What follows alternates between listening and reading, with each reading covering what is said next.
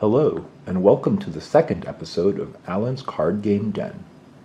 This is a show where we discuss card games, primarily trading card games, from the perspective of someone who's primarily a collector and a very casual player. So don't expect deep analyses of games, but rather a general overview of a game, its gameplay, and the products that are or were available for it. Last time we covered the Tribbles customizable card game, and today we're covering another small and rather niche game that had only one release.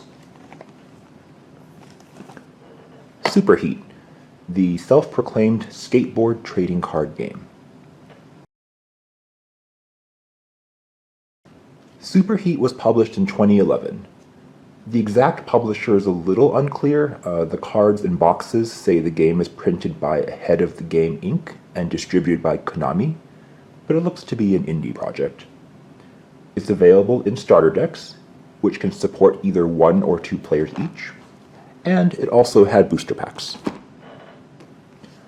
As noted, the game only had one set, which is sometimes called Throwdown. One interesting thing is that, in addition to the game cards, you can also obtain collector cards in starter decks and booster packs. These are printed on heavier cardstock than the game cards, and feature some interesting textured finishes. I don't know how well you can see this one. These cards are not usable in the game.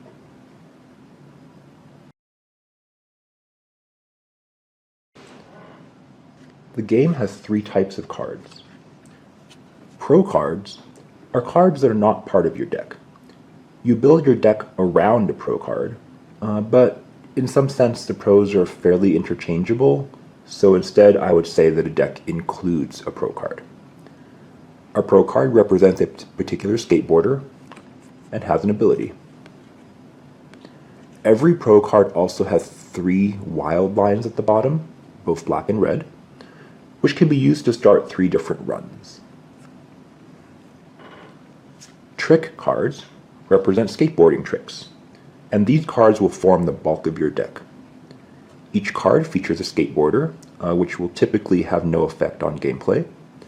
It has an in line, and may have 1 or more out lines, and these lines can be red or black or wild.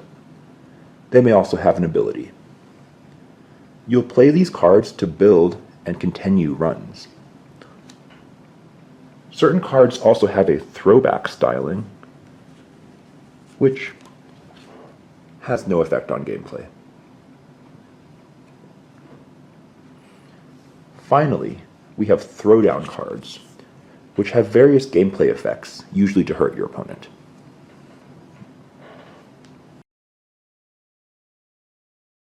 The game is played by 2 players who start with their pro cards and play a heat by building runs by playing trick cards from their hand on the various lines. Tricks in the same run must be strictly increasing in point value, and the colors, red or black, must match. Throughout a heat, a player draws fewer and fewer cards, from 3 on the first run, first turn, to 1 card on the 3rd and subsequent turns. If they cannot play a card on one of their runs, they must bail on it, and bailing 3 times ends the heat. Finally, a player can play throwdown cards to mess with their opponent. A player can play 10 points worth of throwdowns during a heat, and each throwdown card costs a different number of points. After a heat is over, each player's score is the sum of the points in their longest or most valuable run. The highest score wins.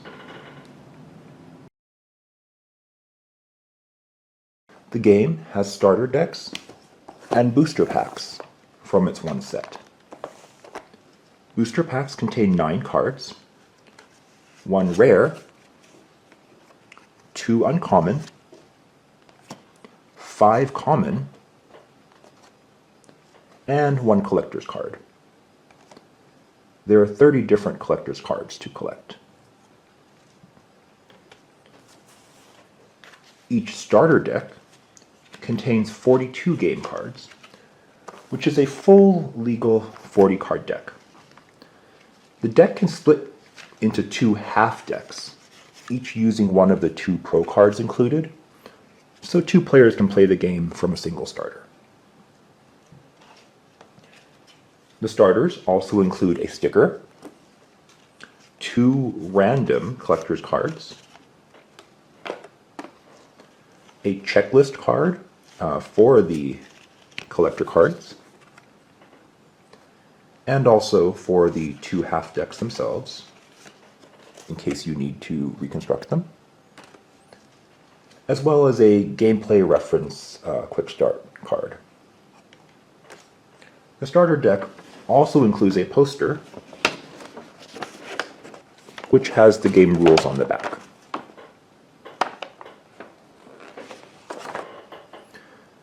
There isn't really an explanation of the different rarity icons, but I've been assuming that silver is common, gold is uncommon, and the foil icons are rare.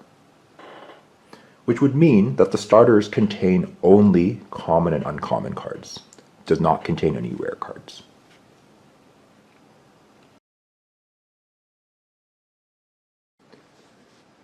I consider myself primarily a collector of various card games, so what I like to do is analyze card rarities, and particularly how the starter decks can affect the rarity of cards you'd pull from booster packs.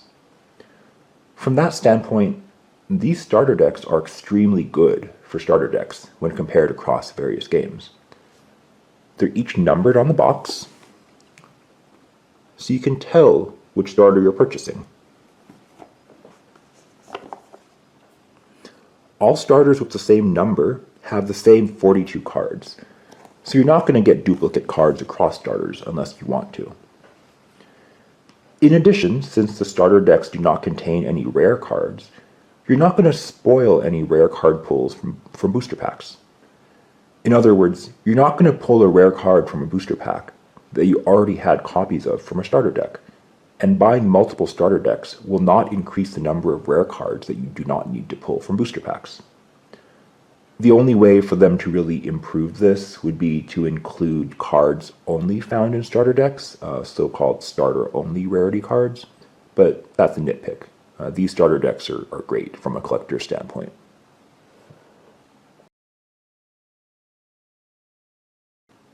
Overall, I think this game is an interesting filler, but not much more than that. There's more strategic depth than you expect given the rules at first, because your pro has 3 lines you can start, and there's the aspect of color where you want to ensure that the other cards in your deck remain playable on a given line. But ultimately, there's just way too much luck involved in the draws, especially given that the number of cards you draw in each heat hits 1 per turn, which you then have to play or bail on. The abilities on the cards can only mitigate this so much, and the majority of the trick cards have no abilities anyway.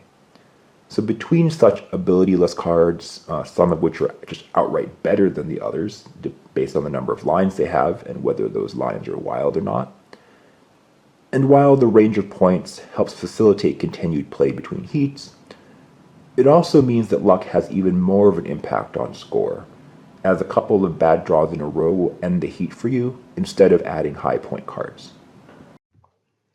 One other thing worth noting is that each skater only has 5 trick cards in the set. Since the deck is limited to 3 copies of each card, only 15 cards in your 40-card deck can be tricks from a single pro. This actually makes it impossible, rather than just ill-advised, to build a deck around your favorite skater, which feels like a strange game design choice.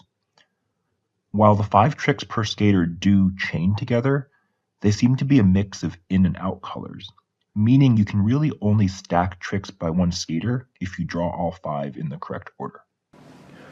I have not tried building decks in this game, but I suspect the answer will be to stock a deck with tricks that have only lines of one color, either red or black, or which are wild, which more or less eliminates one of the game mechanics, that is color. After that, you'd probably try to maximize the number of outgoing lines on cards, so you'd prioritize cards that have 2 lines instead of 1. I feel like this would have been greatly improved by increasing the number of line colors, and maybe even having mechanics that were tied to specific line colors. In addition, the throwdown cards feel like they're in a weird space in the game. The limit of 10 points per throwdown per heat is effectively moot, because the throwdown isn't contributing to your score, and you're not going to be stocking nearly enough of them in your deck to hit that limit of 10. Finally, scoring your runs at the end of a heat is really tedious. Because the trick cards are played vertically rather than horizontally, the board also gets very full very fast. So you have to start piling your lines together and dealing with the split cards in some manner. It just takes up too much space and takes too long to score for a play experience that's average at best. I would have loved to see some stronger tie between the tricks and the pros who perform them. As noted, each trick card features a certain pro, but this has very little gameplay effect. I would have loved to see additional line colors, which could impact and add more strategy in deck building with color-specific mechanics.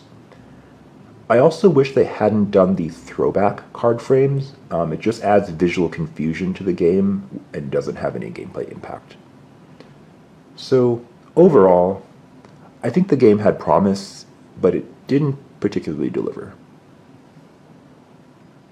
And that's it for this episode. Thank you for watching, and catch you next time.